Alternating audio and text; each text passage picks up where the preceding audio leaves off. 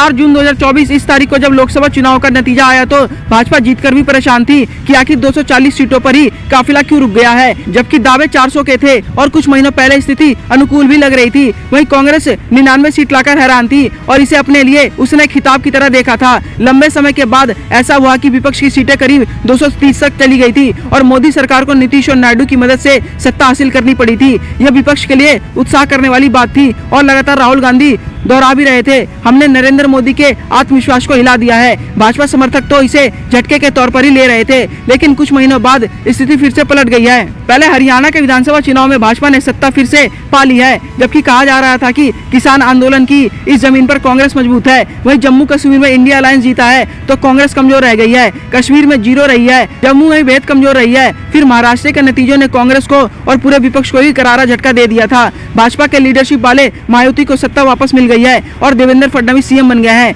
लेकिन इसके साथ ही इंडिया अलायंस में महाभारत भी शुरू हो चुका है। एक तरफ कांग्रेस ने ईवीएम पर सवाल उठाए तो वहीं उमर अब्दुल्ला, ममता बनर्जी और प्रिया सुले ने खारिज किया है। इन नेताओं का कहना है कि बिना किसी ठोस सबूत के ईवीएम पर ठीकरा फोड़ना गलत बात है। कांग्रेस तो विफर ही गई है। उमर अब्दुल्ला से यहाँ तक पूछा गया कि आखिर मुख्यमंत्री बनने के बाद आपकी भाषा क्यों बदल गई है। यही नहीं, अखिलेश यादव ने भी कांग्रेस को दबाव में रखने की कोशिश की है। दिल्ली में वह आम आदमी पार्टी के चुनावी मंच पर तो गए थे, लेकिन कांग्रेस से दूरी बनाकर रखी है। आखिर यूपी में लोकसभा चुनाव कांग्रेस के साथ लड़ने के बाद भी अखिलेश यादव ने आपको इतना भाव क्यों दे रहे हैं? इसके पीछे कांग्रेस का दबाव में लाने की रणनीति मानी जा रही है। दरअसल इंडिया अलायंस में दरार की एक ही वजह है कि ममता बनर्जी ने पिछले दिनों कांग्रेस के नेतृत्व पर सवाल खड़े कर दिए थे। टीएमसी का कहना था कि ममता बनर्जी को इंडिया अलायंस का नेतृत्व मिलना चाहिए था। इस पर शरद पवार ने भी कहा दिया था कि ममता बनर्जी नेतृत्व की क्षमता रखती हैं। यही नहीं, लालू यादव ने भी ऐसा ही जवाब दिया था। साफ था कि लालू यादव बिहार में सीट बंटवारे से पहले ऐसा बोल रहे थे ताकि कांग्रेस को प्रेशर में रखा जा सके।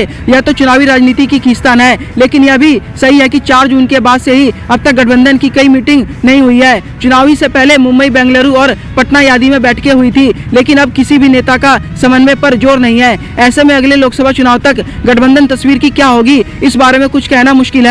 इस खबर पर क्या है आपकी राय, हमारे कमेंट बॉक्स में जरूर लिखिएगा और देश दुनिया की तमाम खबरों को सबसे पहले जानने के लिए हमारे YouTube चैनल सिडेंसर को सब्सक्राइब करें और बेल आइकन बटन को प्रेस करना बिल्कुल ना भूलें। धन्यवाद।